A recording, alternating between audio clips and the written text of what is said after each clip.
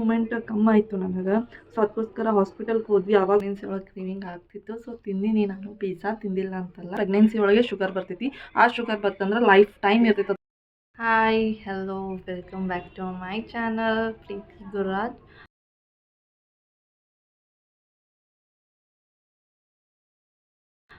So ಇವತ್ತಿನ video ಏನದ ಅಂದ್ರೆ, ನಾನು ಪ್ರೆಗ್ನೆನ್ಸಿ ಸಿರೀಸ್ ಬಗ್ಗೆ ಹಾಕ್ತೀನಿ ಅಂತ ಹೇಳಿದ್ದೆ.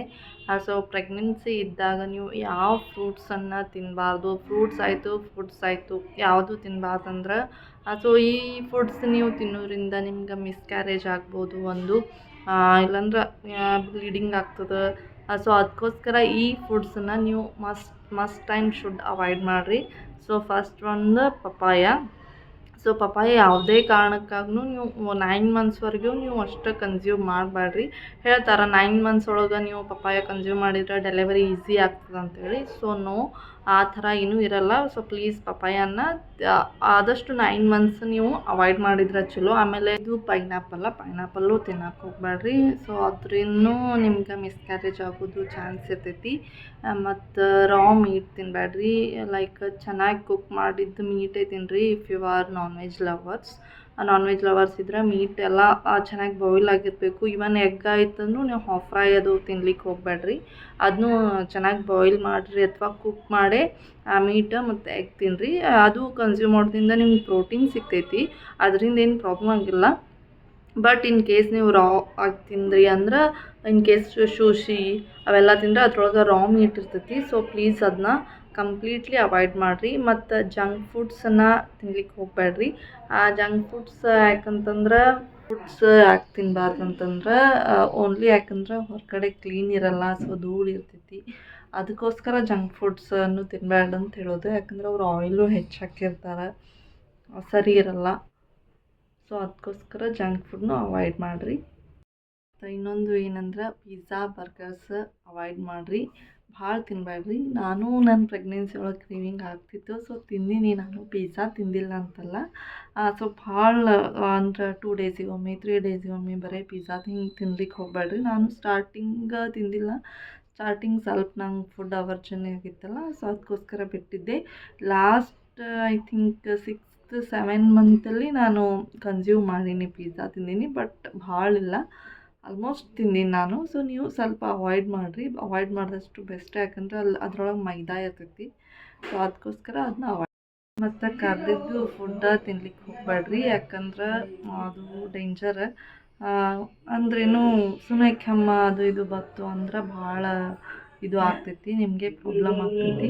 ಇನ್ನೊಂದು ಏನಂದ್ರೆ, ನಂದು ಎಕ್ಸ್ಪೀರಿಯನ್ಸ್ ಹೇಳ್ತೀನಿ ನಾನು ಪ್ರೆಗ್ನೆನ್ಸಿ ಒಳಗೆ.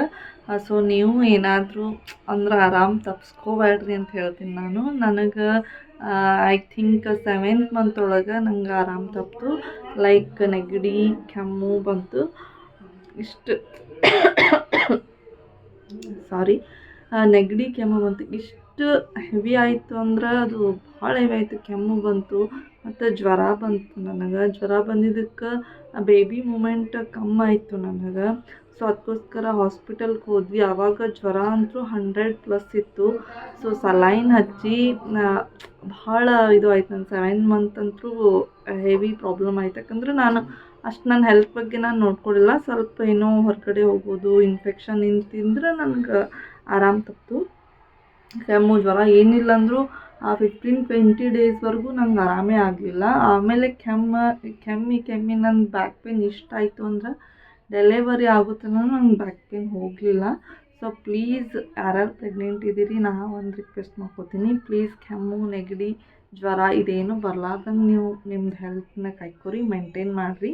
ಇಲ್ಲಾಂದ್ರೆ ನಿಮ್ಗೆ ಅವಾಗ ಯಾವುದೇ ಥರ ಇಂಜೆಕ್ಷನ್ ಕೊಡ್ಲಿಕ್ಕೆ ಬರೋಂಗಿಲ್ಲ. ನೀವು ಪ್ರೆಗ್ನೆನ್ಸಿ ಇದ್ದಾಗ ಅವಾಗ ನಿಮ್ಗೆ ಏನೇ ಮಾಡೋದಿದ್ರು ನಿಮ್ಗೆ ಸಲೈನ್ ಮುಖಾಂತರ ನಿಮಗೆ ಮಾಡಬೇಕಾಗುತ್ತೆ. ಸೊ ಅದಕ್ಕೋಸ್ಕರ ನಾನು ರಿಕ್ವೆಸ್ಟ್ ಮಾಡ್ತೀನಿ, ಆದಷ್ಟು ಹೆಲ್ದಿ ತಿನ್ನಿರಿ, ಹೆಲ್ದಿ ಇರಿ, ಆರಾಮ್ ತಪ್ಪಿಸ್ಕೊ. ನೀವು ಪ್ರೆಗ್ನೆಂಟ್ ವುಮನ್ನ ಆದಷ್ಟು ನೀವು ಫ್ರೂಟ್ಸ್ ಭಾಳ ಕನ್ಸ್ಯೂಮ್ ಮಾಡಿರಿ, ಡ್ರೈ ಫ್ರೂಟ್ಸ್ ತಿನ್ನಿರಿ, ಮಿಲ್ಕ್ ಪ್ರಾಡಕ್ಟ್ಸ್ ತಿನ್ನಿರಿ. ಮತ್ತು ಪನ್ನೀರು, ಮಿಲ್ಕ್ ಪ್ರಾಡಕ್ಟ್ಸ್ ಒಳಗೆ ಪನ್ನೀರ್ ಆಯಿತು, ಮಜ್ಜಿಗೆ, ಮೊಸರು ಇವೆಲ್ಲ ಕನ್ಸ್ಯೂಮ್ ಮಾಡಿರಿ. ಮತ್ತೆಲ್ಲ ಕಾಳುಗಳು ತಿನ್ನಿರಿ. ಅವು ಕಾಳುಗಳು ಭಾಳ ಪ್ರೋಟೀನ್ ಇರ್ತೈತಿ. ನಾನ್ ವೆಜ್ ತಿಂತಿದ್ರೆ ನಾನ್ ವೆಜ್ ತಿನ್ನಿರಿ, ಡೈಲಿ ಎಗ್ ತಿನ್ನಿರಿ. ಸೊ ಹಾಲು ಕುಡೀರಿ. ಅಷ್ಟು ಹೆಲ್ದಿ ಊಟ ಮಾಡಿದ್ರೆ ನಿಮ್ಮದು ಬೇಬಿಗೂ ಅಷ್ಟು ಹೆಲ್ದಿಯಾಗಿ ಹುಡ್ತೈತಿ. ಇಲ್ಲಾಂದ್ರೆ ಬೇಬಿಗೆ ಪಾಪ ಲೈಕ್ ಅದಕ್ಕೆ ನೀವು ಚೆನ್ನಾಗಿ ತಿನ್ನಲಿಲ್ಲ ಅಂತಂದ್ರೆ ಮುಂದೆ ಅದು ಹುಟ್ಟಿದ ಮೇಲೆ ಅದಕ್ಕೆ ಪ್ರಾಬ್ಲಮ್ ಆಗ್ತೈತಿ. ನೀವು ಒಳಗೆ ಹೊಟ್ಟೆಯೊಳಗಿದ್ದಾಗ ನೀವು ಎಷ್ಟು ಹೆಲ್ದಿ ತಿಂತೀರಿ ಅದು ಭಾಳ ಇಂಪಾರ್ಟೆಂಟ್. ಅದು ಹೊರಗೆ ಬಂದಮೇಲೆ ಓನ್ಲಿ ಮಿಲ್ಕ್ ಬ್ರೀಸ್ಟ್ ಮಿಲ್ಕ್ ಇಷ್ಟೇ ಕುಡಿತೈತದು. ಸೊ ಅದಕ್ಕೋಸ್ಕರ ನೀವು ಪ್ರೆಗ್ನೆನ್ಸಿ ಇದ್ದಾಗೆ ಚೆನ್ನಾಗಿ ಊಟ ಮಾಡಿರಿ ಡೈಲಿ. ಸೊ ಪ್ರೆಗ್ನೆನ್ಸಿ ಒಳಗೆ ನೀವು ನೀರು ಜಾಸ್ತಿ ಕುಡೀರಿ. ನೀರು ಎಷ್ಟು ಕುಡಿತೀರಿ ಅಷ್ಟು ಹೆಲ್ದಿಗೆ ಚಲೋ. ಡೈಲಿ ಏನಿಲ್ಲ ಅಂದರೂ 4 ಲೀಟರ್ ಮಿನಿಮಮ್ ನೀರು ಕನ್ಸ್ಯೂಮ್ ಮಾಡಿರಿ. ಜ್ಯೂಸದು ಕುಡೀರಿ, ಆದ್ರೆ ವಿತೌಟ್ ಶುಗರ್ ಕನ್ಸ್ಯೂಮ್ ಮಾಡಿರಿ. ಯಾಕಂದ್ರೆ ಪ್ರೆಗ್ನೆನ್ಸಿ ಟೈಮ್ ಒಳಗೆ ಶುಗರ್ ಬರೋದು ಇದು ಇರ್ತೈತಿ. ಸೊ ಅದು ನನ್ನದು ಎಕ್ಸ್ಪೀರಿಯೆನ್ಸ್ ನಾನು ನಿಮಗೆ ಶೇರ್ ಮಾಡ್ಕೋತೀನಿ. ಎಷ್ಟೋ ಮಂದಿ ಹೆಣ್ಮಕ್ಳಿಗೆ ಪ್ರೆಗ್ನೆನ್ಸಿ ಒಳಗೆ ಶುಗರ್ ಬರ್ತೈತಿ. ಆ ಶುಗರ್ ಬರ್ತಂದ್ರೆ ಲೈಫ್ ಟೈಮ್ ಇರ್ತೈತೆ ಅದು ಶುಗರ್. ಸೊ ಅದಕ್ಕೋಸ್ಕರ ನೀವು ಏನು ಮಾಡಿರಿ, ಆಲ್ಮೋಸ್ಟ್ ಪ್ರೆಗ್ನೆನ್ಸಿ ಒಳಗೆ ಶುಗರ್ ಕಟ್ ಆನ್ ಮಾಡಿರಿ. ಯಾಕಂದ್ರೆ ಹೆಂಗಾಗ್ತದಂದ್ರೆ ಪ್ರೆಗ್ನೆನ್ಸಿ ಒಳಗೆ ಎಲ್ಲರೂ ವೆರೈಟಿ ಆಫ್ ಅಡುಗೆ ಮಾಡ್ತಾರೆ, ತಿನ್ನಿಸ್ತಾರೆ. ಆದರೆ ಆಲ್ಮೋಸ್ಟ್ ಅದ್ರೊಳಗೆ ಸ್ವೀಟ್ಸೇ ಹೆಚ್ಚಿರ್ತೈತಿ. ಸೊ ಎಷ್ಟು ಲಿಮಿಟೆಡ್ ತಿನ್ನಬೇಕು, cravings ಆಗ್ತಿರ್ತೈತಿ. So limited sweets consume ಮಾಡಿರಿ. ಸ್ವೀಟ್ ಸ್ವಲ್ಪ ಶುಗರ್ ಕಟ್ ಡೌನ್ ಮಾಡಿರಿ. ಜಾಗ್ರಿ ಬೆಲ್ಲದ್ದು ಊಟ ಮಾಡಿರಿ ಹೆಚ್ಚು. ನಿಮ್ಮದು ಹೆಲ್ತ್ ಕಾಯ್ಕೋರಿ. ಸೊ ಐ ವಿಶ್ ನಿಮ್ಮ ಪ್ರೆಗ್ನೆನ್ಸಿ ಚೆನ್ನಾಗಾಗಲಿ ಅಂತ ಹೇಳ್ತೀನಿ. ಯಾರ್ಯಾರು ಪ್ರೆಗ್ನೆನ್ಸಿ ಇದ್ದವ್ರು ನನ್ನದು ವಿಡಿಯೋ ನೋಡ್ಲಿಕ್ಕತ್ತೀರಿ. ಸೊ ಇದೇ ಥರ ನಂದು ವಿಡಿಯೋ ವಾಚ್ ಮಾಡಿರಿ, ಶೇರ್ ಮಾಡಿರಿ, ಲೈಕ್ ಮಾಡಿರಿ. ಹಿಂಗೆ ವಿಡಿಯೋ ಹಾಕ್ತಿರ್ತೀನಿ. ಸೊ ಬಾಯ್, ನೆಕ್ಸ್ಟ್ ವಿಡಿಯೋ ಒಳಗೆ ಸಿಗ್ತೀನಿ.